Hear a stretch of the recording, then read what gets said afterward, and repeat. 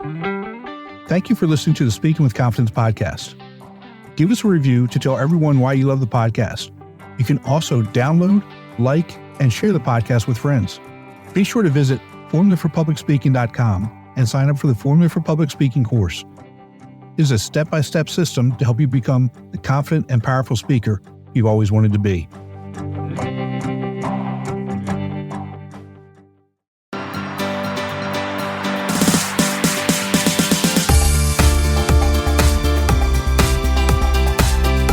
Welcome to Speaking with Confidence, the podcast dedicated to helping you unlock the power of effective public speaking. I'm Tim Newman, a recovering college professor turned communication coach. I'm thrilled to help you become a powerful communicator. I want to thank each and every one of you for your support. It truly means the world to me. Please visit timnewmanspeaks.com to get your free ebook, The Top 21 Challenges for Public Speakers and How to Overcome Them. Today's guest is Greg Wright, but we'll just call him G. G is a dynamic public speaking coach with over 25 years in the music industry. As a driving force behind Rockstar Speakers Coaching, G shows coaches, visionaries, and thought leaders how to tune into your rockstar frequency and become a rock star on stage, podcast, and on camera. G, welcome to the show, bud. Thanks, Tim. This is great. I'm excited. I am too. We spoke a couple weeks ago, and you were telling all kinds of stories, and I love it. I love listening to stories from professionals who have such passion for their careers and the things that they do, and that really resonated with me because everybody knows rock stars, right? Everybody wants to be a rock star. Everybody wants to live the rock star life and the glam life and all those types of things, and you actually did it.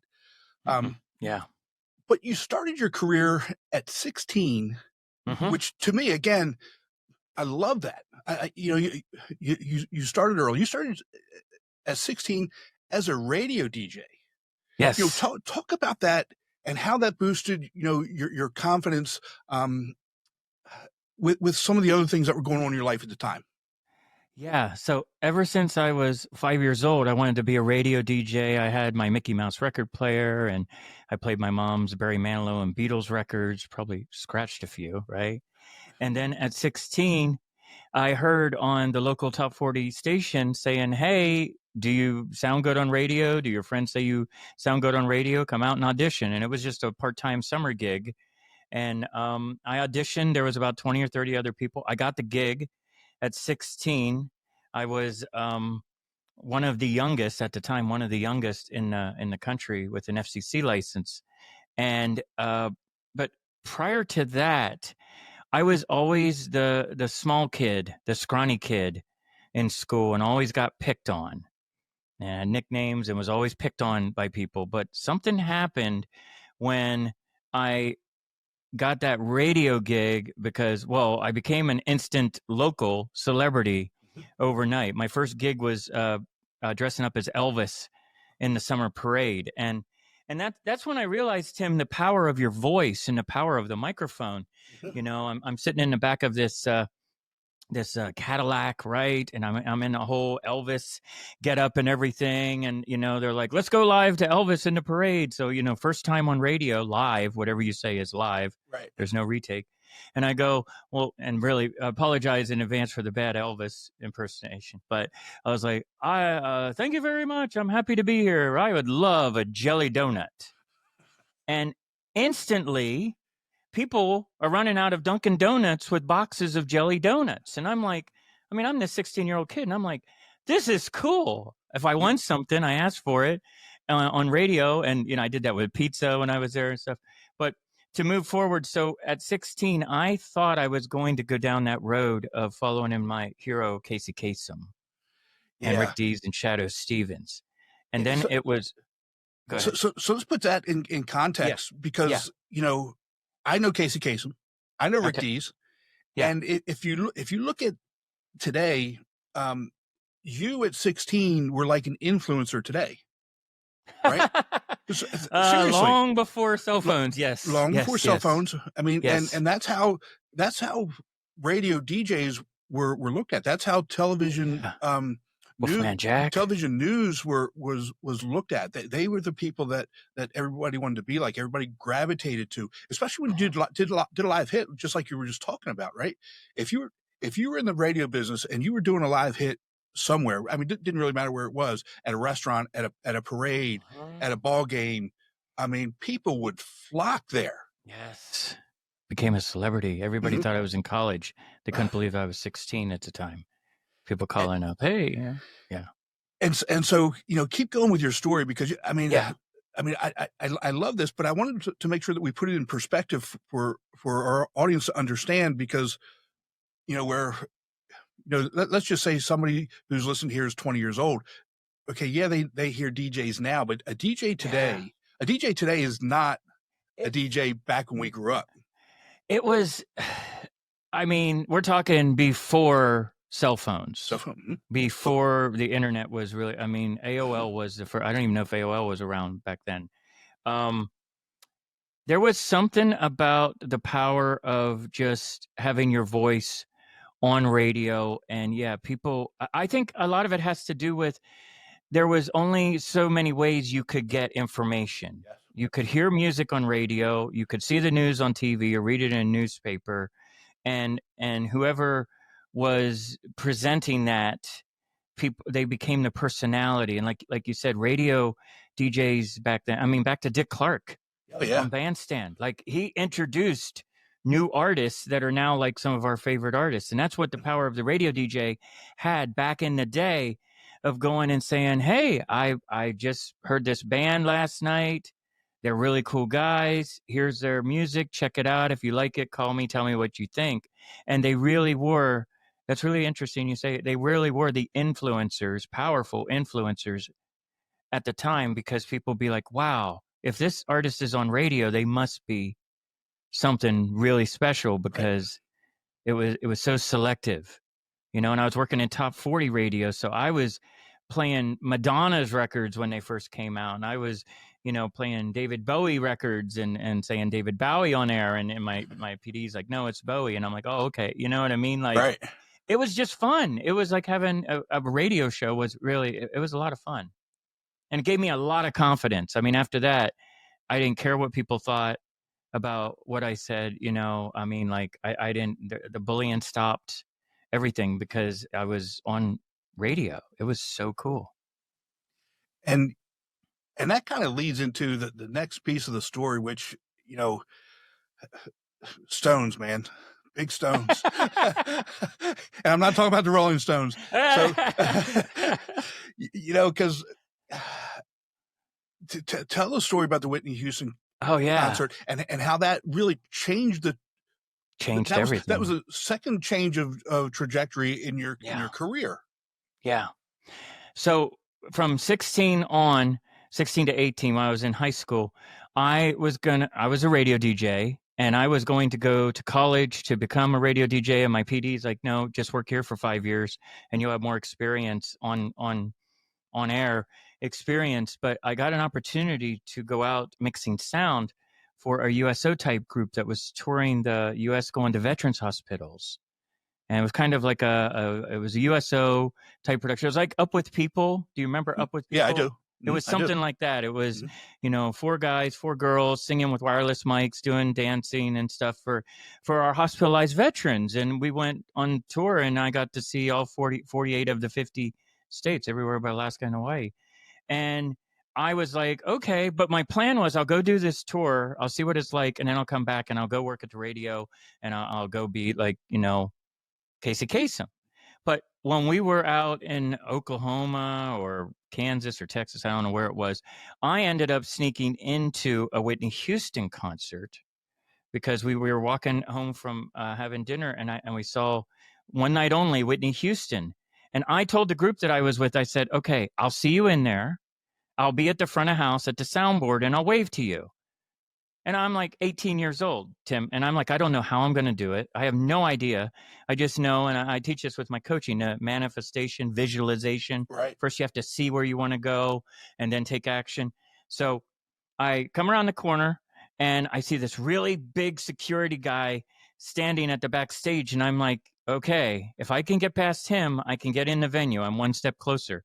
So as I mentioned to you off camera, I came up with this story that I was there to interview the opening act and that I was going to get effing fired if I didn't get in to interview them. So I talked my way, and I'm still this scrawny kid at the time, and I talked my way in, and then I met the tour manager, knocked on the door, and I said, "I'm not here to meet Whitney, sir. I'm here to meet you." He's like, "Well, that's good, kid, because you're probably not going to meet Whitney." And then he takes me to catering. I meet the front of house guy, and it was just taking that one step, that one action manifested into the sound guy going, the front house guy going, "Hey, where's your seat? Why don't you watch the show with me at front of house?" So, and that when I heard Whitney's vocals, he put the headphones on me and I heard Whitney's vocals in the headphones. That was that next fork in the road. Right. That was like, okay, I love radio. This is fun. But my God, I want to go on tour with these bands. And then that set up a 25-year journey of going out and touring with the biggest artists, arenas, stadiums, you name it. And I never got to meet Whitney, but I did get to work with her hero, Queen of Soul, Aretha Franklin. So that was kind of cool too, and many other artists throughout my career. Yeah, that's just amazing. And yeah. Kind of a little sidetrack here. So this is during the analog times. Oh, and, yeah. There was no digital back then. No digital. What was it like to transition from analog to digital? What was the learning curve there? Because, I mean, I remember those days and the setups. 52 channel gambles. Oh my God, yeah. I have no idea what they do to get to the top of the console. Yeah. And now we've got digital. And so for people like me, I mean, I've got a mixing board sitting right next to me. I still don't know everything that it does, but I can use it, and I can make things sound good and bad and those types of things. So what was it like for somebody like you to go from analog to digital? What was that learning curve? At that Whitney show, when the lights went down, I mean, I saw he had two different soundboards connected together, and all I saw was all these lights lighting up in a rack of gear, compressors, EQ gates, all that, just lighting up, and it was really intimidating because it was different than radio. Right. Radio, we had a board, but it was mainly the music comes in, the vocal comes in, some commercials come in, and you turn up the volume and you turn it on and off. This was like really intimidating at first. So he says, well, if you want to do this as a career, you need education. So I went to a university called Full Sail down in Orlando, and I learned what all that meant. And then my very first gig out of there was working at Dollywood, mixing 14 singers and dancers. So what I loved about analog was, one, it's warmer than digital, in my opinion. I mean, people can disagree about that. But this 52 channel soundboard that looked intimidating, if you understood what one channel did, you understood what all the channels did. Okay. So it was a process, right? And then when you understand sound and you know how you want that kick drum to sound, how you want that guitar to sound, how you want that vocal to sound, then you just use the tools that are on the board. Now they got plugins. We got, right. Like all this, everything that auto-tune, plug in. We didn't have that back then. We had compression, EQ, reverb, and delay, and maybe a little bit of pitch. So it was analog. I found you really had to know what you were doing. You couldn't hide behind plugins and already pre-made settings. Everything you did, you manually had to turn. But also I found that it really let you really enjoy the music and not get caught up on all the digital aspect of it, the flying faders, having a scene where everything changes. Like if you wanted the guitar to come up, you physically pushed the guitar up. And if you didn't like the sound of it, you could immediately go, oh, that's too bright. Let me take that down. And you'll appreciate this having a board. I was working at Dollywood, and we had a lot of older people. Majority of the audience, 7 shows a day, was older people. So I had a fake EQ, a spare EQ really, but I had a fake EQ that had all the letters and numbers of where people were seated. So every day people would come up to me and go, "Is it going to be loud? If it's too loud, I can't handle it." And I go, "Where are you sitting, sir?" "Oh, I'm over there." And I go to the EQ, which, from the sound, I'm not doing anything to the sound, but I pull it down just a notch and go, "Okay, I turned that down for you, sir." And they would walk up to me at the end of the show. I mixed at the same volume every time. Everything was set. Right. and they'd be like, that was the best sounding show. Thank you for turning that down. The vocal, I could hear everything. It was great. And so that really is what led me to the tour managing, because tour managing was more of the psychology of how to deal with artists and egos and attitudes than the actual sound part. You know what I mean? Yeah, it's about that. I mean, what you just talked about is about relationships. Yeah, it's all about It's about connect. relationships. It's about that Everything. connection, right? Yeah. I mean, Yeah. that old guy, who's me now. I mean, Me too. Is it too felt loud? felt listened to, right? I mean, he Yeah. felt Felt heard and respected, felt hurt. and yeah, and that's part of what we do. I mean, Yeah. that's to me, that's a big part of what we do. Is we Yeah. connect with people. We build relationships. We build connection, and it doesn't take a whole lot, but we have to be mindful of that, and we have to be actively doing that. And I think with all the toys that we have now, the AI, everything on the phone, 15 seconds and stuff, I think in business we might be losing some of that, what was back in the day before Yeah. all that. It was a handshake. You hopped Yes. on a plane, you flew somewhere, you met with somebody, it was a handshake. It was understood like, yeah, you're paying for this service or this product, but I'm going to take care of you. It was a one-on-one relationship in business Right. professionalism. And I think we may be losing with all the automation. And that's kind of how I felt about analog versus digital. I thought we lost some of the quality of the show with all the automation doing everything for us. You Yeah, know? I agree with you on that. Now my ear is not nearly as good. Is obviously not nearly as good as yours, right? I mean, because it just isn't, because I mean, you've trained it. You've been in this I've in trained. there, Yeah. Yeah. and you can tell the difference. You can tell little subtle differences where me, you know, I may not, but you know exactly what we're looking for, and you can hone in, and you can really kind of target that. Yeah, that was through repetition too. The more shows, I talk about this with public speaking, Mhm. going on camera, going on a podcast, the more shows you do, the better you get at it. The same thing with mixing or performing or, open heart surgery. I Right. mean, the more you do, you're going to get better at it. You're going to figure out, well, that worked, that didn't work. No offense. You know what I'm saying? No, Like exactly. it's, Exactly. and it becomes a muscle. Right. And that's how sound is now. Like I watch the Grammy performance and I know everything that's going on. I know who's singing, who's not singing. I know Mhm. what I don't know the notes they're playing. I don't know the chords they're playing, but I know the feeling that they're putting into it. Like, Right. and I get that with people on stage as well. Right. So let's get back to talking about, the whole idea of manifestation and Yes. and mindset, because Yes. I think that's, to me, that's one of the biggest issues that we have in terms of communication is we don't come at it from a relationship mindset. We come at it from a uh, from a negative mindset, from Yes. uh, uh, a scared or a um, not one to mess up mind. So you know what I'm talking Right. about. I don't know the word I'm specifically looking for, but we don't come at it from a positive perspective, and what could go right. We're always looking at what could go wrong. Right. Because I think we've been programmed. I talk about Mhm. this in my time machine exercise. I think what happens is we go into our subconscious, into the time machine, back to a moment that happened in the past. If it's a fear of public speaking, it was a moment that maybe in the 5th grade, giving a book report, somebody laughed at you.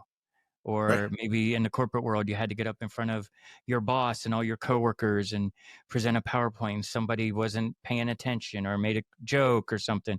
And what we do is we bring that into the present. So if we can do that, we can go into the future, visualize exactly what we want. See, this is what your favorite rock stars and pop stars do. They visualize the successful show long before there's a crowd to perform to. We do this in pre-production rehearsals over weeks and months of going over the show over and over. And there's no crowd there. There's not one fan in the room in the soundstage when we're doing that. But it's that repetition and that visualization, what I talk about as the rock star frequency. When you're presenting at the rock star frequency, you don't care what they think. And it's that confidence that allows the audience to really connect and go, wow, that was incredible. So it's kind of a reverse psychology, you know? Yeah, but it's so, to me, it's so intuitive, right?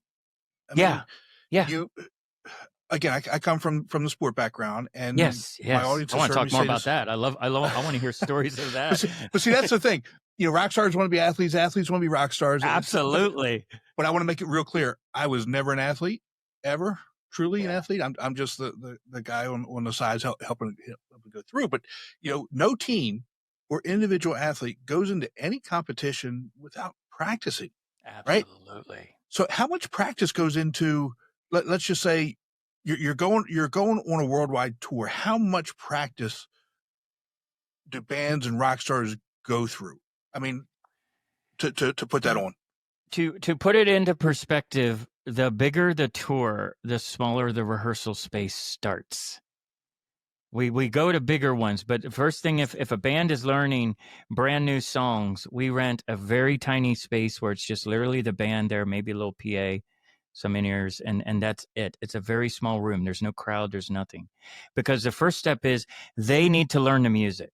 Right. And they need to learn how they click with the music before we involve production, before we bring in sound and lights and moving stages and dancers and video walls and all that. It starts with the core that they know the music, they love the music, they're in a pocket with each other. Then it moves up to, as the tour gets bigger and bigger, you go to bigger rooms, and then you bring in sound and lighting and video. And some of them are like really, really big tours. They'll just rent an arena for a week or a couple months, especially if you're flying in everything. But I think regardless of the size of the production, how big the artist is, and that's what I love about the working with these artists, is that even if it's a big production, there's always that moment in the show where you feel like they're singing to you in a club. Mm-hmm. You feel like they're singing right to you, even if you're in a stadium and can't even see anything but a video wall. And that is strategic. This is rehearsed over and over again. And where they really get their rehearsal is by doing shows. They do a show and they try the set list and they go, nah, that one didn't work. Let's try moving this song. Or, you know, we tried it on the first show, the sound, no, that video doesn't work. Let's try it, you know. So it's just like I said, repetition. Right. The more you do anything, just like with the athletes, right? You know, Tom Brady throws a pass and it gets intercepted. He doesn't quit.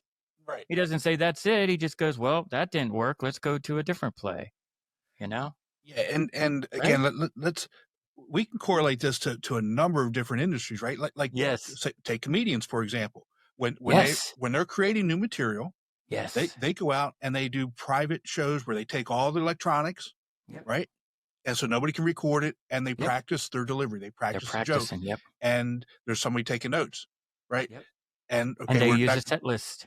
And they go, well, that joke went over here, but it didn't go here. Let's try this. Exactly. You're always, there's no set. This is how it's done. I'm going on stage and this is my set and this is what I say. And that's it, period. It's you have to really read the audience, just like the athletes on the field have to read the opponents and go, well, let's try something different and see how that goes. And so in communication, we have to do the exact same thing. Yep. We have to prepare. We have to practice. We have to know the material. We have to rehearse. We have to read the room. Yep. We have to do all those things. So this is, when we talk about communication, this isn't, and I keep saying it's not rocket scientist. It's not rocket science until I actually talk to a rocket scientist who talks about communication. Nice. That was a fascinating conversation, by the way. But understand, communication it takes work. Yeah. It's nothing worth doing and doing well comes easy. It takes work and it takes practice. Yep. So how do you, in what you do, work with practice, you know, getting that rock star frequency, you know, working on the mindset? What are some of the techniques that you use? The first thing we have to do, anyone who's going to go on stage, and when I say stage, I mean even going on video, on social media, going on a podcast, or going on an actual stage, you've got to remove the fear, the self-doubt, and the imposter syndrome. It has to go away. You have to present to where you don't care what the audience thinks, and you're connecting with your subconscious. So the first week of the 5-week program is all about removing these blocks, because you can have the best script in the world, you can have everything memorized, you can have the best audience, but if you don't believe 100% that you deserve to be on that stage, there's a reason why they're paying to see you. Right. Because even if they're just watching your video, they're paying with time. They're a client in my mind. Yes. And then once we get the self-doubt gone, then we got to replace it with confidence. And confidence just comes in if there's a reason why you started your business. There's a reason why you have this passion to do this in this industry. We've got to uncover what that is, bring that out. And then when you talk about it, you're going to light up and the audience is going to light up. Like when I talk about music, it was my life for so long. I love sports. I love to hear stories about sports. And I light up whenever you go, oh yeah, I've been to like so many Super Bowls. And I'm like, oh my God, I want that life, right? Well, this same thing when you're presenting your message, if you're talking about how passionate you are about the business you started and the challenges you overcame, your audience is going to go, I want that. I want to work with that person because they get me. I say this to the clients. How does she know me so well? That's the message that your audience is giving back to you. And that creates that connection, the rockstar frequency of where they feel like they know you, they want to work with you. And it's that reason why we have favorite rock stars and pop stars that we think we know, but we don't really know them. Exactly. We know what we see of them. You know what I mean? Right. And let's just take, oh, I want to come back to the imposter syndrome here in a second, but let's take that piece and a step further. And now, full disclosure, I'm not a Taylor Swift fan. I don't dislike her, don't hate her. It's just not my thing, right? And okay, everybody has their own thing. Everybody has their own thing. Who's your favorite rock star? You say off the top of your head. Like right now, I'm stuck on a Toby Keith kick. I know he's passed, but I love his music. I love his sound. Yeah. Okay, Toby Keith. Yeah. I like that sound. I'm going back to some of my roots here. I love AC/DC. I love Van Halen. I love the Scorpions. There you go. I've actually, I've got grandkids, and when I'm with them, my granddaughter and oldest grandson, every time they see me, they want to hear Thunderstruck, right? And Money Talks. That's those. So they as soon as they see me, can we play Thunderstruck? Can we play Money Talks? Of course we can, but those are the things that I go back to. And again, everybody has their own thing, right?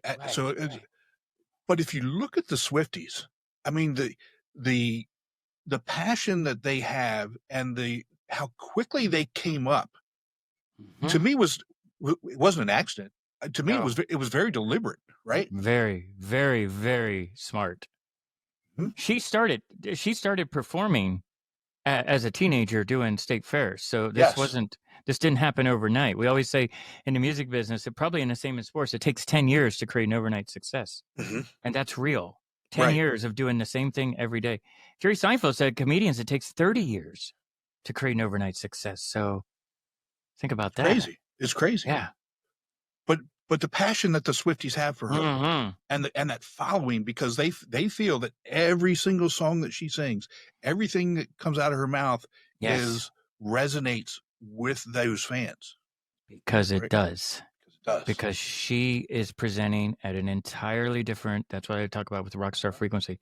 She is presenting at a different, when she walks out on stage, or any artist that's presenting like that, they do not put the success of their show in the hands of their fans. They may say that, oh, we love the fans. This is the best show. You guys are the best city we've ever had. They may say that, but they know when they go on stage, they're going to have a kick-ass show. Right. If they don't walk out on stage. Right. It's a mindset. Exactly. And because they're presenting at such this high frequency, the audience then has to work. Believe it or not. I know it goes against what everyone's saying, but I believe the audience has to work to match that. And then that's what they do. They bring it up, bring the audience up to that level. We use sound, we use lighting, video, stage movement, dressing, dancers, whatever it is. But the core that I've seen most people connect with is when they go out with an acoustic guitar or they're sitting behind a piano and they just sing from their heart. That's what makes people cry at shows. And that's what I'm talking about. Yes. And Yeah. now I don't go to as many concerts as I used to. Yeah, me neither. But those are things that you saw a lot of. Just think, I'm a drum guy. Oh yeah. And I love it. So when I go to concerts or I'm watching the drummer. I think because the guitar guy's great, love it. Vocalist is great, love it. The bass player's great, love it. Keyboard's great, but to me, it's the drums. To me, it's the drums that I mean, you feel it. You feel it in your chest. You feel it in your face, and you could be in the upper rafters and you can feel it, right? Yes. And I love the drums, and so that's kind of what I focus on. And when we talk about solos or the acoustic guitar or the guitars, Eddie Van Halen, or oh my God, Eddie. Oh, you know what I'm talking about, right? Yeah. Again, you think he's free forming it, but he's practiced that. The drummers practice it. It's not. But we think as in the audience, we're meant to think that he is truly free forming that. He's in the flow. The next note is just coming to him, and he's right. That's not how it works, and that's not how communication works. Right. There's a balance, though. They may be playing the notes, but when he gets that feeling, when a musician gets that feeling, they may be playing the notes, but the audience feels the notes. Like that's it, they're not reading sheet music, is what I'm trying to say. Is that's how they're not going like, oh, I missed a note.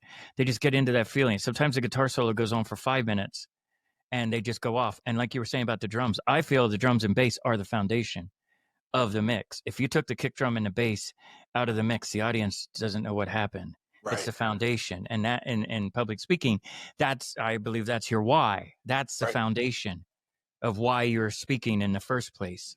So you've got to have a very firm foundation. If you take the drums and bass out of the mix, you've got guitar and keyboards. You lose that momentum from the crowd. Yeah. And drummers run the band, believe it or not. They keep the band on time. Yes. I love when we didn't have click track. Oh my God. Now everyone's on click track and everything's dialed into their ears. Back then, they didn't have click track. The drummer just counted off and away we go. And if it was too fast or too slow, no one in the audience cared. That's awesome. And I'm a guy that likes. I like to have fun. I don't take myself very seriously. I take what I do seriously. I like to have fun. And I know I'm going to get some hate from some of my listeners. One of my favorite movies is The Rocker. It's a what? I'm sorry? It's called The Rocker. With Rainn Wilson. The Rocker, yeah. He plays a drummer. I got to write that down. I'm going to look that up. The Rocker? Okay. Yep. Okay, I'm going to look that up. Yeah, go ahead. It's got Christina Applegate in it, Rainn Wilson. It's funny. It's anyway, but it's about a drummer who got kicked out of a band, wasted his whole life because he got kicked out of a band, then started a new band. Anyway, but it's funny and I love it. But let's get back to imposter syndrome, because gee, I could go down this track, go down this hole, and we get way off track. But when you talk about imposter syndrome, and the things that we clog our mind with, right? With the fear of speaking, the fear of talking to people, getting on stage, whatever it is, there are so many things that go into that, and we really need to hone in on whoever it is that we're working with individually and figure out what that is, right? When you get hired for a job, and I say this a lot, they don't hire you to make fun of you. Right? They hired you because you've got knowledge, skills, and abilities, and they want you to come in and add value to the organization. So when you're in a team meeting and you're asked to give a report on whatever project you're doing, they didn't call you up. They didn't hire you with some grand, elaborate plan to bring you into a team meeting and make fun of you. It just doesn't happen. They want you to add value. Yep. And the reality is, I don't think that the majority of people are caring about what you're wearing, what you look like anyway. They're worried about other people worrying about them. Right. You just share your knowledge, Yeah. right? I think it's the most ironic thing is if you're giving a presentation or you're going on video or on a podcast and someone's making a comment about it or laughing at you or whatever, that to me is their biggest insecurity. Yeah. They're the one that's insecure that can't do what you're doing. That's why they feel that need to put somebody down, because 90% of the people in the room will not get up in front of the audience and present like you are. The real professionals, I said this off camera to you, I think, the ego to talent ratio. Yeah. The higher the ego, the lower the talent. The higher the talent, the lower the ego. The people that are professional, that understand that you standing up there and presenting in front of this audience is probably the most nerve-wracking, probably the most there's so much going on, but it also shows that you have confidence and you are taking action. Those are the people that are not going to laugh at you, that are not going to put you down. It's the ones that are too insecure to get up there in the first place. Yes. We had this with bands. They get a bad review. And I'm like, this music critic is pissed off. He can't be a guitar player in a band. That's why he's putting down every band. Forget it. Your fans love you. Go out there, kick ass on stage. Forget about what the music critic said. Be you. That's one person's opinion. Be you. You know? And be you. Yeah, exactly. Yeah. You know, So we need to help people get over that, and I think the quicker that we get over that, help them get over that, the quicker we're going to see improvements, the quicker we're going to see success. And again, I go back to the whole idea that it's not overnight, and it takes work. No. I don't care who you are. Yeah, it takes work. It takes work. It takes refinement, and it's never going to be perfect. No, that's the point. Right. It never is. It never is. In sports, they never have a perfect game. Never. Ever. I'm sure there's something one person on the team wants to do different, even if they had a 50-0 game. They're like, well, I screwed that up. Well, but even when you don't take bowling. Take bowling as an example, where you can. Oh my God, yes. Where you can bowl a perfect game. Oh, okay, yes, interesting. But that doesn't mean you were perfect. Right. Okay, that means your score was perfect. Right. But that doesn't mean that you were perfect. That doesn't mean your delivery was perfect. That doesn't mean your technique was perfect. So let it go. Take away this perception of perfection, because it doesn't exist. Go on stage, go bowling, go on the football field or baseball diamond, have fun, have a blast doing what you do, and you love what you do. And so what? If you strike out, then you learn something from it. You try again. Exactly. Yeah. And you have to do it over and over again. Repetition. Always. And they spend more time practicing off the field than people ever see. And that's the same thing, I think, with public speaking. More people that make it look natural, like, oh, wow, that person just is talking from their heart. Yes, they are. But they spend a lot of time off stage, just like your favorite rock stars, pop stars. They spend more time in rehearsal than they ever do on stage. Absolutely. Yeah. No. So that's the key. Yeah. If you could give advice, and what are two pieces of advice that you would give to somebody that they could put into action today to be better? My first one, and it'll sound kind of general, and people are okay, but you really have to stop caring what anybody thinks. If you're doing what you love, you're talking about your story, you're sharing what this is who you are, and you're not putting other people down, you're not doing anything to cause harm to anybody else. Like, I'm not a fan of that. I'm saying, then, you just got to stop caring what people think. And number two is you've got to get to the root of why you're presenting to people in the first place. Why? What's the root of it? Oh, I get paid to go on stage. No. We get paid to perform in front. No, that's not the why. What's the why? Because 25 years ago, when I was sitting there and watching this person perform, I had this moment, whatever the story. Mine is the Whitney story. The Whitney story is my why. I decided that this is what I'm going to do with my life, and nobody was going to say no. No one was going to stop me. So if the two is, forget about what people think and really embrace your why and share that story. And don't be afraid of what people say or think. That's awesome. Awesome Yeah, man. advice. And Yeah, I thanks. and I do think that if we can start there, how much better we can be, right? We have to support each other and stop We do. putting each other down too. Yep. I think that's a generational thing. I don't think the bullying back in when I was growing up was one Yeah. or two people, but now with the technology, the bullying goes globally and is inundated 24/7. I think we need to do something to start helping people, encourage Yeah. people. Yeah, because I know that it's hard, and I'm the person that I've never really cared Yeah. I've never really cared about what other people say or think about me out now. Let me qualify, outside of my inner circle, right? Right. The Outside inner of circle. my, Yeah. I mean, Yeah. because those people are going to be truthful and honest with you.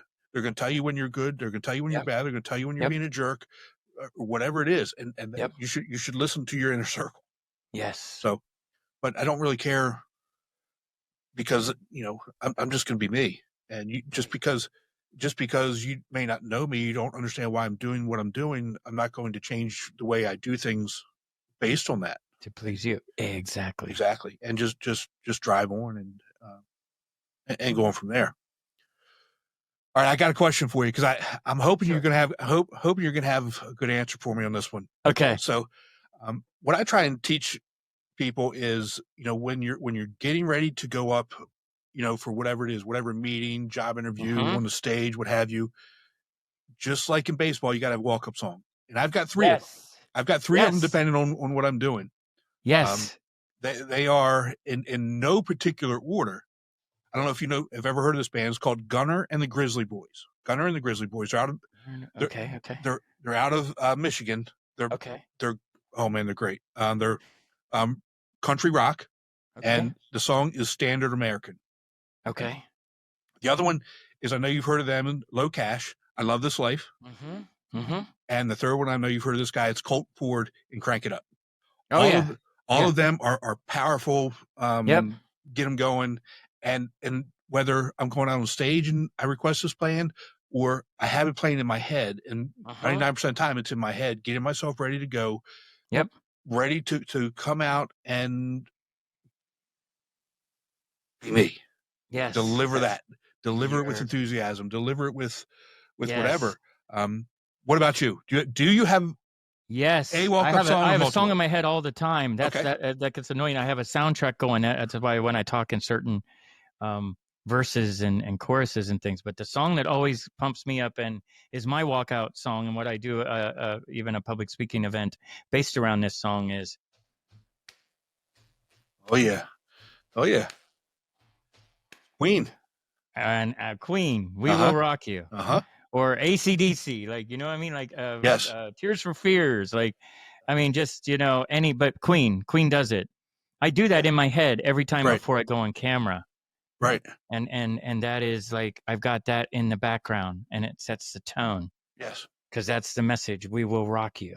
Right. I'm going to rock you. Right. That's how, yeah. And it goes back to one of the very first things we talk about is mindset. Yes, right? It puts you immediately into that's what I talk about with when you're in that mindset, nothing can take you out of it. Well, gee, this has been great. Where can people find you to work with you? On LinkedIn. I have a pretty good sized network on LinkedIn. I'm also on IG at Wright Coaching, and my website is gwrightcoach.com. The best is just to connect with me on LinkedIn. Awesome. And, yeah, I'm really excited. I've got the 5-week Rockstar Speakers Program. I only work with 5 people at a time. So it's one-on-one coaching. It's very hands-on. It's very much like they're just going to get to the root of it, and you're going to feel like a rock star every time you go on stage, on camera, or on a podcast like today. Yeah. That's awesome. And I'll make sure I put all those links in the show notes for everybody. But G, thank you so much for sharing with the Speaking with Confidence community today. It's been awesome. I love your message. I love your background. Thanks, it's one of those things that touches me. I mean, you know what I'm talking about there. Yeah. I know. We're on the same frequency. And I love that. It's great when you can connect with people on that level. And I've shared this some on this podcast, but a lot of times when I'm guesting on other podcasts, that's one of the things I love about podcasting is the people that you're meeting and the connections that you're building. And when I talk about, building relationships, this is part of it because, without this, you and I probably would have never met. Right. Yeah. And I'm now glad we did meet because this is one of the best conversations. This was so much fun. And so it comes from stepping outside of the comfort zone, reaching out and just doing the thing. Come on, guys, just do it. Right.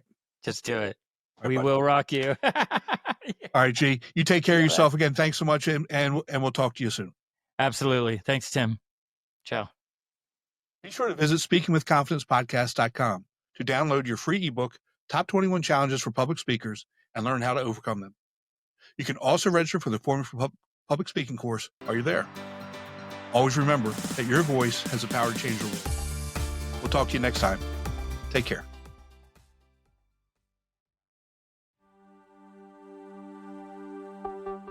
I hope you enjoyed the latest episode of Speaking with Confidence. Give us a review to tell everyone why you love the podcast. You can also download, like, and share the podcast with friends. Be sure to visit formulaforpublicspeaking.com and sign up for the Formula for Public Speaking course. It's a step-by-step system to help you become the confident and powerful speaker you've always wanted to be.